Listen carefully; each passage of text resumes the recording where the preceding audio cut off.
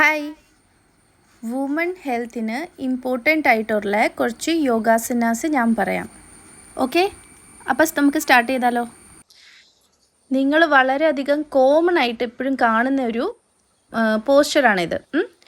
അപ്പോൾ ഫസ്റ്റ് നമ്മൾ കാല് രണ്ടും ഇങ്ങനെ പാദങ്ങൾ അടുപ്പിച്ച് വെക്കണം. ഓക്കെ, അപ്പോൾ ഫസ്റ്റ് നമ്മൾ ചെയ്യാൻ പോകുന്ന ബട്ടർഫ്ലൈ പോസാണ്. കൈ രണ്ടും ക്ലാസ്പ് ചെയ്ത് കാലിൻ്റെ കൂടെ ഇങ്ങനെ കൂട്ടിപ്പിടിച്ചിട്ട് രണ്ട് കാലും ഒരുമിച്ച് ഫ്ലാപ്പ് ചെയ്യണം. പക്ഷേ കുറേ ആൾക്കാർക്ക് ഇങ്ങനെ കാല് വെക്കാനും ഫ്ലാപ്പ് ചെയ്യാനും പാടാണ്. എന്നാലും കുഴപ്പമില്ല, നിങ്ങൾക്ക് എത്ര കാലടുപ്പിച്ച് ഇങ്ങനെ വെക്കാൻ പറ്റുന്നോ അത്രയും നിങ്ങളുടെ ബോഡിക്ക് എങ്ങനെയാണോ കംഫർട്ടബിൾ അതുപോലെ ചെയ്യാം. ഈ ഒരു പൊസിഷനിലിരിക്കുമ്പം ഡീപ്പായിട്ട് ശ്വാസം എടുത്തോണ്ടും വിട്ടുകൊണ്ടും ഇരിക്കണേ. നിങ്ങൾക്ക് നിങ്ങളുടെ പെൽവിക് ഏരിയയിൽ നല്ലൊരു സ്ട്രെച്ച് ഫീൽ ചെയ്യും. ഓക്കെ, അതാണ് നമുക്ക് വേണ്ടത്. ഇനി സെക്കൻഡ് എന്ന് വെച്ചാൽ നമ്മൾ കൈമുട്ട് രണ്ടും നമ്മുടെ കാലിൻ്റെ അവിടെ ഇങ്ങനെ കുത്തി വെക്കണം. സെയിം ആ ഒരു പൊസിഷനിൽ തന്നെ ഇരുന്ന്.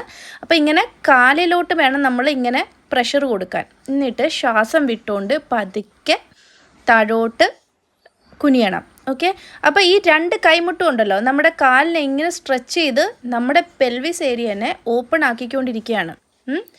ഡീപ്പായിട്ട് ആ ഒരു പൊസിഷനിൽ എത്തിക്കഴിയുമ്പം ഡീപ്പായിട്ട് വേണം ശ്വാസം എടുക്കാൻ. ശ്വാസം എടുക്കാനും ശ്വാസം വിടാനും. എന്നിട്ട് ശ്വാസം എടുത്തുകൊണ്ട് മെല്ലെ മേളിലോട്ട് വരണം. എന്നിട്ട് റിലാക്സ്. ഒരു കാര്യം ശ്രദ്ധിക്കേണ്ടത്, നമ്മൾ ഏത് യോഗ ചെയ്താലും നമ്മുടെ നടു എപ്പോഴും സ്ട്രെയിറ്റ് ആയിരിക്കണം, അല്ലെങ്കിൽ അത് ബാക്ക് പെയിന് കാരണമാവും കേട്ടോ. നെക്സ്റ്റ് നമ്മൾ ചെയ്യുന്ന ഭുജംഗാസനത്തിൻ്റെ ഒരു ഈസി വെർഷനാണ് സാരംഗ ഭുജംഗാസനം. ഓക്കെ, അപ്പോൾ കൈ രണ്ടും നമ്മൾ ഇങ്ങനെ ജസ്റ്റ് ചുമ്മാ ഇങ്ങനെ ഞാൻ വെച്ചേക്കുന്ന പോലെ തന്നെ വെക്കുക. കാല് പറ്റുന്നത്ര അടുപ്പിച്ച് വെക്കുക. എന്നിട്ട് മേളിലോട്ട് നോക്കാൻ ശ്രമിക്കുക. മീൻസ് മേളിലോട്ട് നമ്മൾ പൊങ്ങണം. നമ്മുടെ ചെസ്റ്റാണ് പൊങ്ങിയിരിക്കേണ്ടത്, അതേപോലെ വിരിഞ്ഞിരിക്കണം ചെസ്റ്റ്. ഒരു പൂ തുറന്ന് വരുന്ന പോലെ നമ്മുടെ ഹാർട്ട് അങ്ങ് തുറന്ന് വരട്ടെ കേട്ടോ. എന്നിട്ട് ഫുൾ ശ്രദ്ധ നമ്മുടെ ഹാർട്ടിലായിരിക്കണം കേട്ടോ. ഡീപ്പായിട്ട് ശ്വാസം എടുത്തോണ്ടും വിട്ടുകൊണ്ടും ഇരിക്കുക.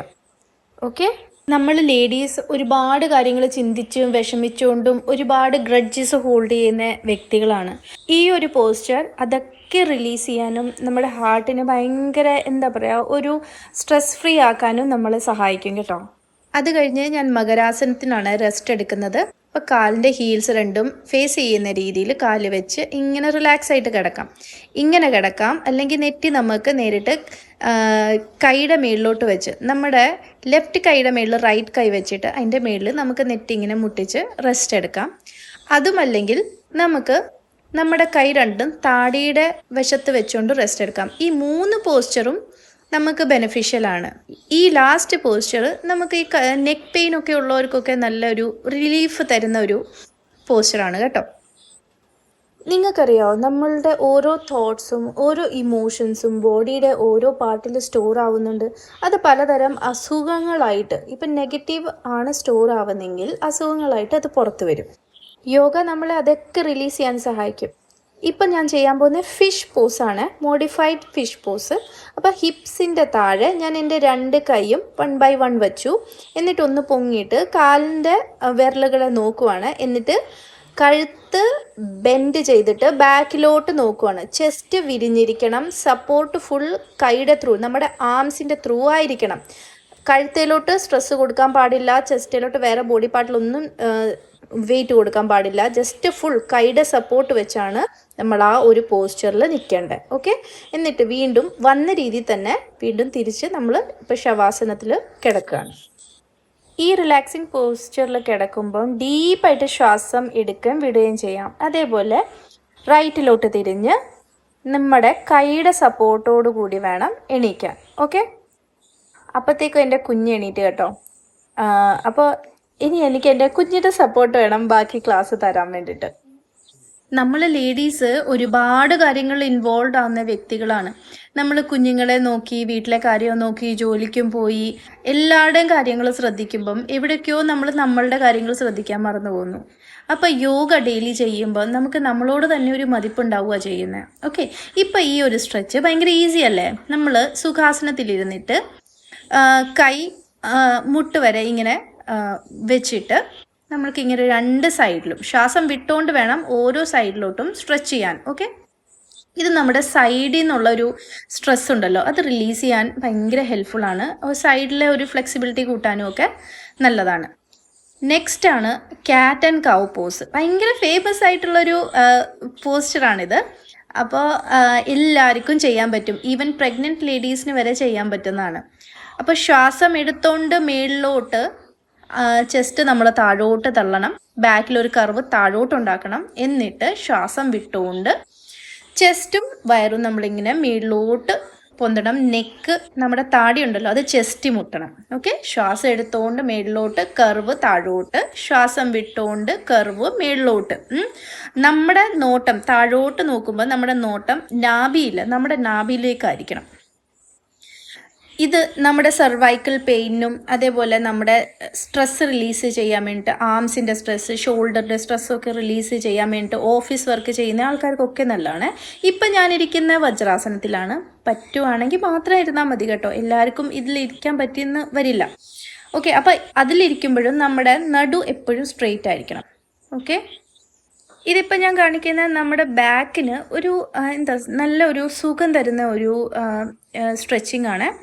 ജസ്റ്റ് ഞാൻ കിടക്കുന്ന ആ ഒരു പൊസിഷനിൽ കിടക്കുക. എന്നിട്ട് കാല് 2 സൈഡിലോട്ടും ഹിപ്പിൻ്റെ അവിടെ നിന്ന് റൊട്ടേറ്റ് ചെയ്യാം.